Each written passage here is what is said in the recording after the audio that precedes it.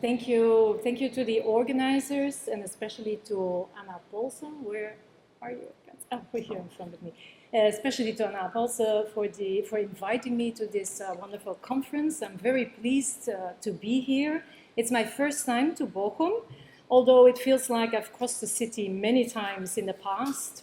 In the early years of my career at the University of Amsterdam, Bochum was associated with the pioneering research on industrial films, which was an important break from cinema as entertainment.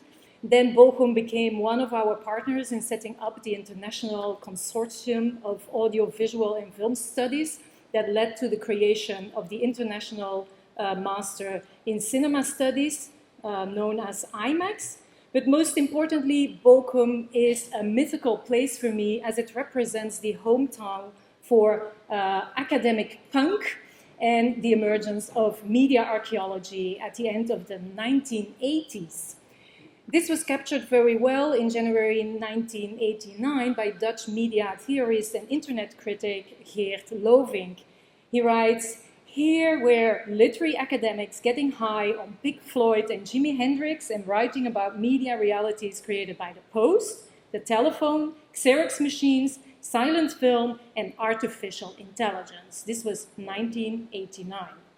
And these were the years that Friedrich Kittler was professor of modern German studies at Ruhr-Universität before he was appointed to the chair of media aesthetics and history at Humboldt University in 1993. I actually use this quote by Geert Lovink in my introductory lecture of media archaeology, my media archaeology course at Columbia University, to pique my students' curiosity about Kittler, to whom we then come back weeks later. My talk today ties into the larger framework of media archaeology, as I will be countering dominant histories of technology. Indirectly, it also draws on Willem Flusser's notion of the technical image, as I want to suggest that its origin can be traced back much earlier in time, long before the invention of photography, which Flusser regards as the breakthrough of technical images. But most importantly, I want to propose an alternative history of weaving, as you've already heard, as a hands-on practice that consists of tactile coding. And yes, tactile here has a double notion of tactisch in the sense that Benjamin is using it, so tactile and tactic. Textile in my title includes more than weaving, but I want to keep in mind that originally it referred to weaving alone, deriving of the Latin textere, to weave, textilis, woven.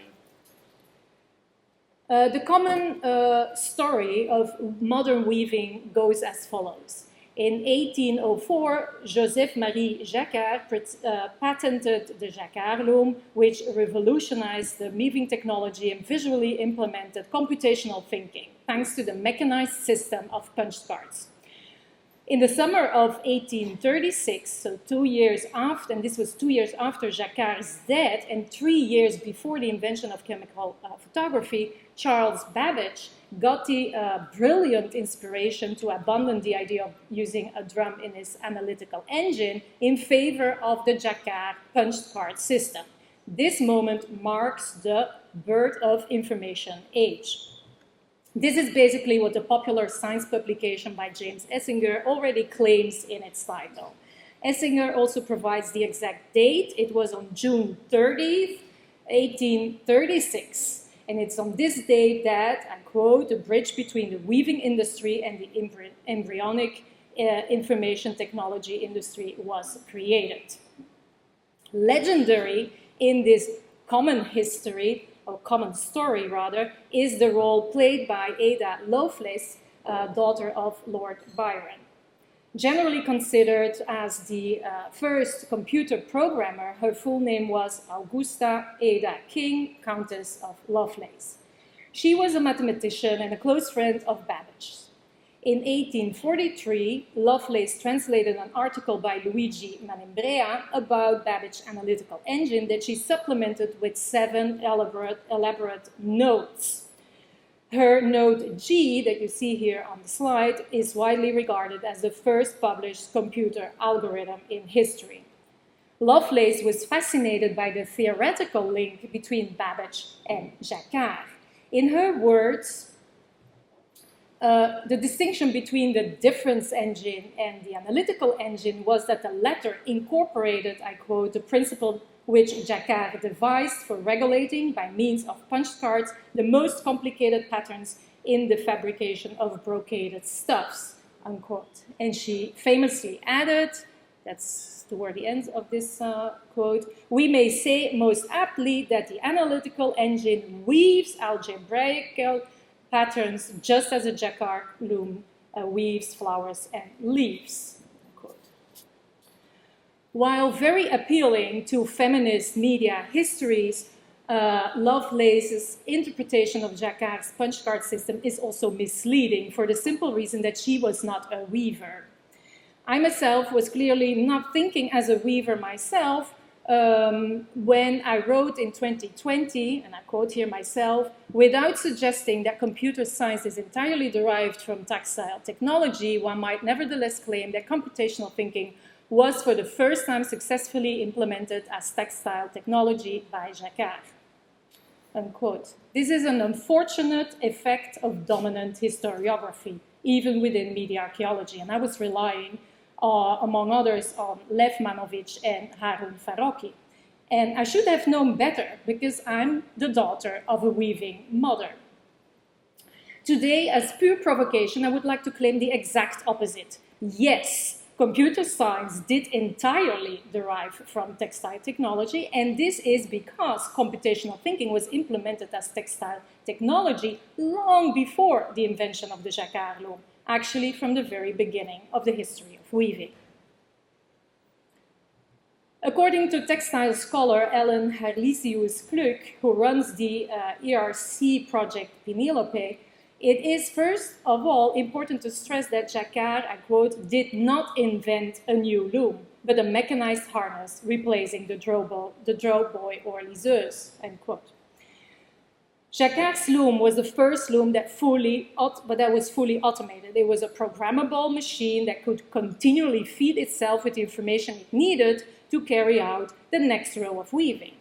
Not only did it make superfluous the work of the assistant, the draw boy or liseuse, but it also buried the algebraic thinking of the weaver. The punched cards became the means to transfer the algebraic thinking from the brains of the weavers to the calculating engines. And here lies precisely Jacquard's success. Even though he had invented neither a new loom nor the punched cards, because those were already introduced in 1728 by Jean-Baptiste Falcon, it was Jacquard's bricolage machine that made the binary basis of weaving obvious to non-weavers.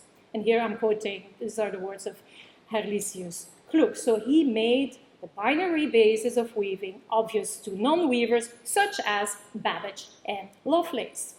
Jacquard's loom visualized by means of its punch cards the binary basis of weaving and mechanized the scanning system that previously took place in the brains of the weavers, who were now reduced from coders to operators. The connection with binary coding is embedded in the technique of weaving as a crossing of two threads, warp and weft. Harlizius-Klück refers to Austrian computer pioneer Heinz Zemanek, who in the mid-1970s already offered an alternative prehistory of information technology. She quotes him as follows. When referring to the prehistory of processing information, Zemanek states, weaving is of more interest for information processing than we attach to it. That it is binary stems from the fact that each crossing of two threads means a natural digital point. Many folkloristic weaving devices in Europe, but also in Africa and Asia, are implementations of or tools for programmed processes. Unquote. And Harlizius-Klück adds, this analogy is not drawn just because of the binary idea. Zemanek goes farther in making weaving a source of knowledge for computer scientists by saying that weaving is in particular important in our present-day advance from serial to parallel processing. Weaving, in contrast to mathematics, is a naturally parallel process and might give us more ideas than we think. Unquote. So it is not just about a sequential operation, but a combination of multiple tasks executed at the same time. Tasks that are tactile, hands-on, and actually also feet-on. The Penelope research project further expands this notion of weaving as computational thinking. The project identifies 4 key techniques, which are decomposition, pattern recognition, abstraction, and algorithms. And as we can read here on the slide, we present weaving as the earliest binary and digital technology requiring recursive decision-making that combines algorithms to create patterns with regard to material and aesthetics. In a typical weaving draft, and here you see a 4-shaft draft, the threading and tie-up, which we see at the top, represent the programmed loom part, while the threadling is the algorithm. It's a set of steps, literally to be taken by the feet. The treadles are the foot pedals that are pressed down following the specific sequence of the weaving draft. So that's the vertical grid that you see there, and that should be read from the top to the bottom. Harlizius-Klück and McNeil discuss how American computer scientist and weaver Chris Bruland created a new pattern by combining pattern collections that he found in the first published book on weaving, dated 1677. So that's a good 120 years before the invention of the Jacquard loom. From Marx Ziegler's Weberkunst und Bildbuch, Bruland combined the threading of one collection with the tie-up of another collection, resulting in the 12-shaft pattern that you see here on the right. And this is, as Harlizius-Klück and McNeil point out, only one of practically endless possibilities of combining the tie-ups and threadlings. Unquote. This somehow, this endless possibilities of combining, somehow evokes Flusser's discussion of the photographic program, whose possibilities also seem endless, although in fact they are not. According to Flusser, I quote, "The camera is programmed to produce photographs, and every photograph is a realization of one of the possibilities contained within the program of the camera. The number of such possibilities is large, but it's nevertheless finite. It's a sum of all those photographs that can be taken by a camera." I like to think of pre-Jacquard weavers as early digital image makers. The hands-on coding practice is not limited to 17th or 18th century draw looms, but also applies to warp-weighted looms, backstrap looms, cart weaving, bead weaving, tapestry, or bildweven. And these are all Asian techniques that are still practiced today, and that indeed I grew up with. My mother was practicing all these different weaving techniques in the house. Domesticity again.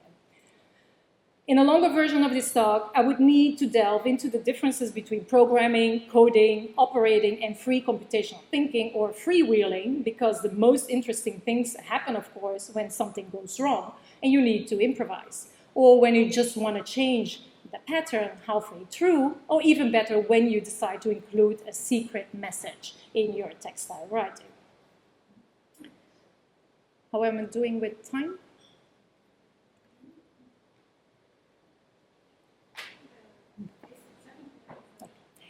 So in the remainder of my talk, we'll propose to think of textile not only as a practice of hands-on coding, but also as a form of hands-on activism. Following the Penelope project, we can think of weaving as a practice in which engineering skills and hand or digit gestures are combined. So hands-on refers here to the physical writing process, the physical contact with the threads of warp and weft, the touch of textile and texture. I will also look into other forms of textile technologies such as sewing, cross-stitching, knitting, crocheting, and embroidery, all of which can be used as coded systems and be connected to a fundamentally activist and or feminist agenda. In fact, more generally, I'm shifting away from a gender-neutral media archaeology to focus on textile as a feminist activist practice, as a form of resistance in the patriarchal politics of vision. And so I prepared a kind of a broad overview. I won't have time to go into detail, but it's just a kind of a first attempt of mapping these practices of hands-on coding and hands-on activism. And I can skip if there is not enough time left, so just give me a sign. A logical start may be the work of Bauhaus artist Annie Albers, who was marginalized at the beginning of her career, both as a woman and as a weaver. She is nowadays considered as a philosophical weaver because she worked against the grid. I quote here from the Textile Atlas. It is impossible for someone as creative as Annie Albers to be restricted to a form that was preset by someone else. If the loom was to be her tool, she needed to bring forms into agreement to the structure law. She deconstructed the gender politics of the weaving industry because, of course, the men were in charge of the mechanized industrial side of weaving and the women just the pre-loom techniques at home. And so she countered this politics by perfecting the manipulation of the loom. We could say that Annie Albers put the loom to her liking, first by breaking with the perfect pattern structure and then by making non-functional so-called pictorial weaving. So she was really one of the first to do this. And her aim was, in her own words, I quote, to let threads be articulate again and find a form for themselves to no other end than their own orchestration, not to be set on, walked on, only to be looked at, unquote. Next example.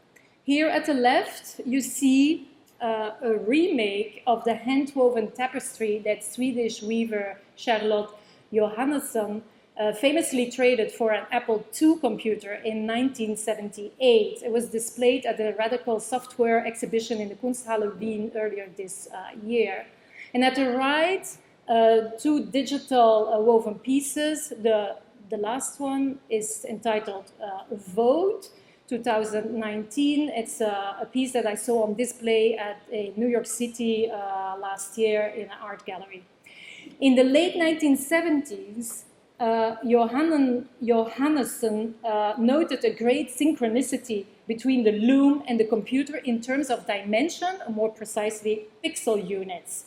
In her words, I quote, on the computer there were 239 pixels on the horizontal line and 191 pixels on the vertical side. And that was similar to what I had in the loom when I was weaving, unquote.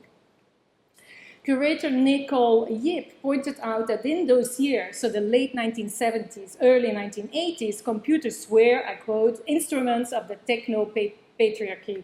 For a woman to broach that domain and find her own way, that message is still incredibly relevant today, unquote. Back then, Johannesson gave up hand weaving for computer graphics.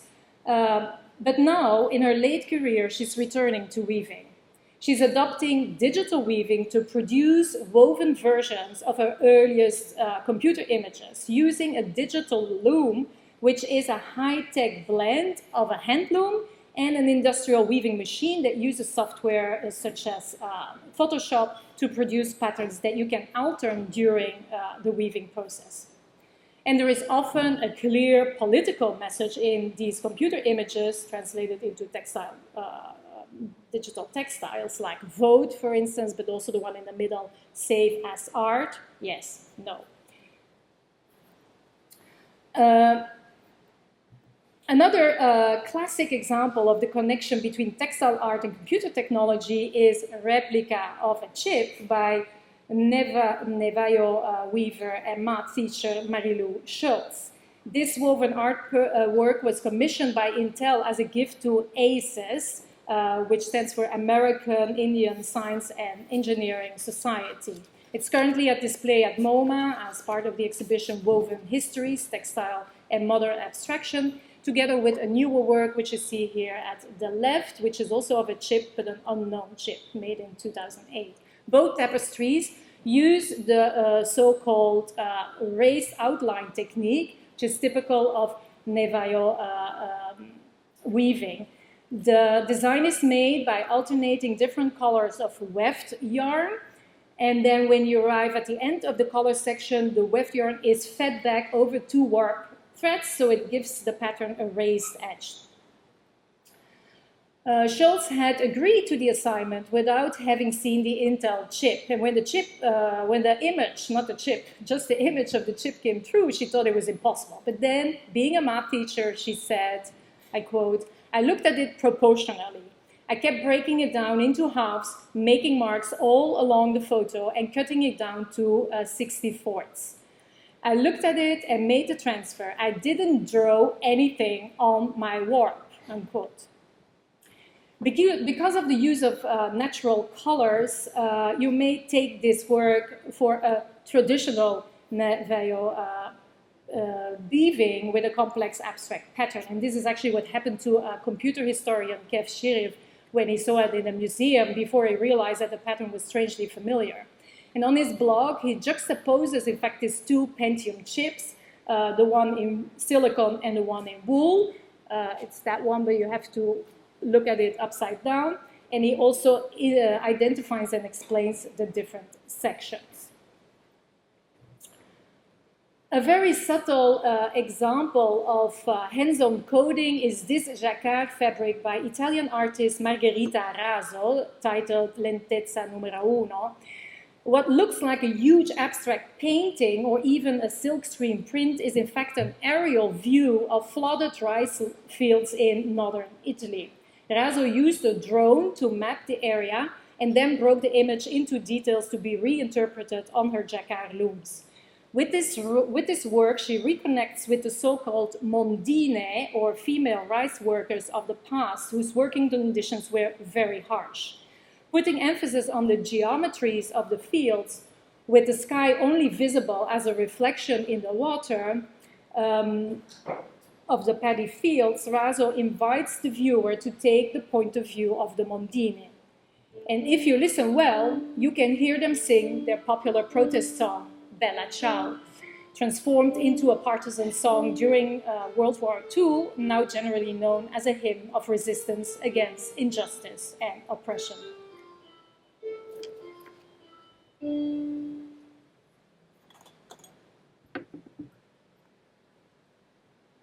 The more obvious examples of tapestry activism are these 2 works.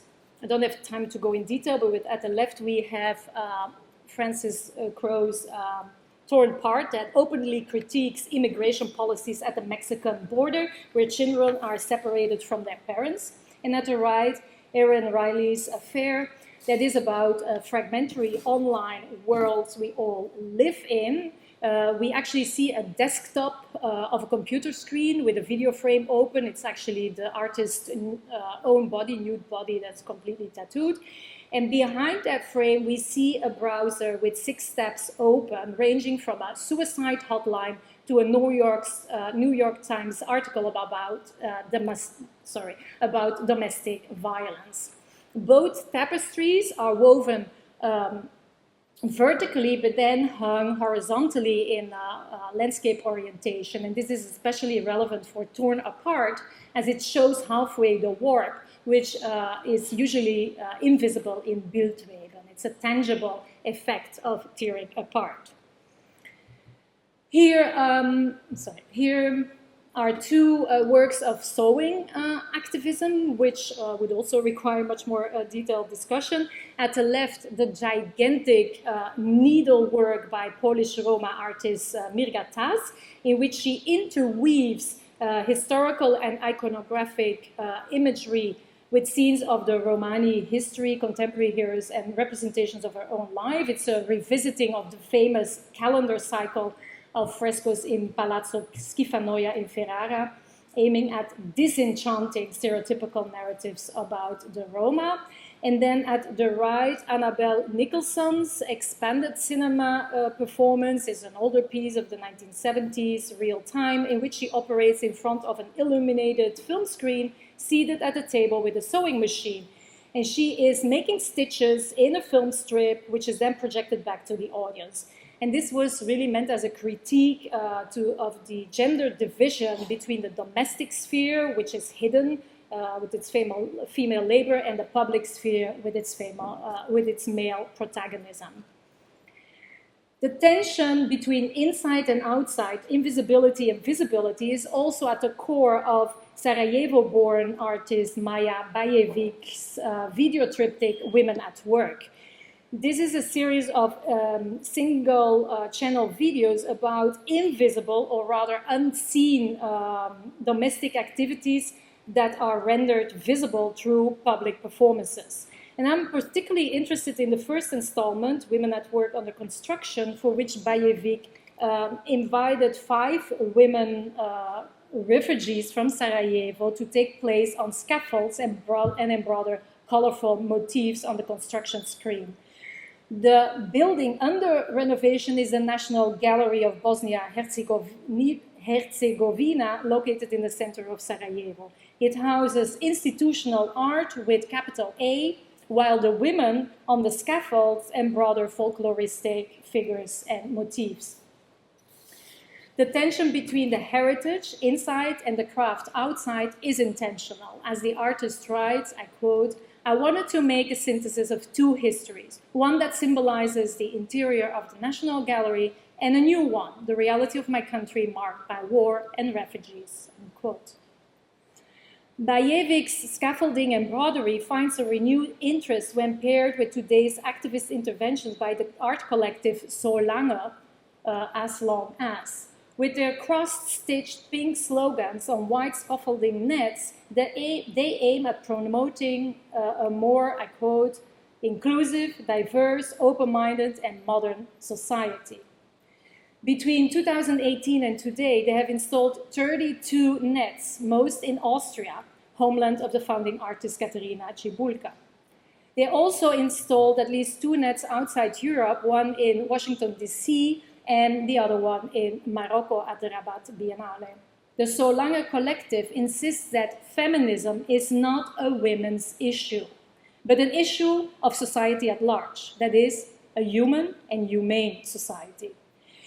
As they put it on the website, I quote, "It is a subject that affects all of society and concerns every person, no matter what gender. Ultimately, we all profit from gender equity and the deconstruction of rigid and outdated gender norms," unquote. From textile thinking to textile activism. That was the original title of my talk, but I self-censored it out of concerns of the US border control. You never know that they ask for a conference paper. And activism is one of those blacklisted words. Yes, I have become a bit more cautious, but not less committed. That is why I would like to follow the path of these women textile artists from the past and the present, who are not only media thinkers, but also media activists. It's through the wide variety of their threaded writing practices, that is, physical writing systems involving threads, touch, and texture, that we can see and hopefully also implement a shift from tactile thinking to textile activism. Thank you.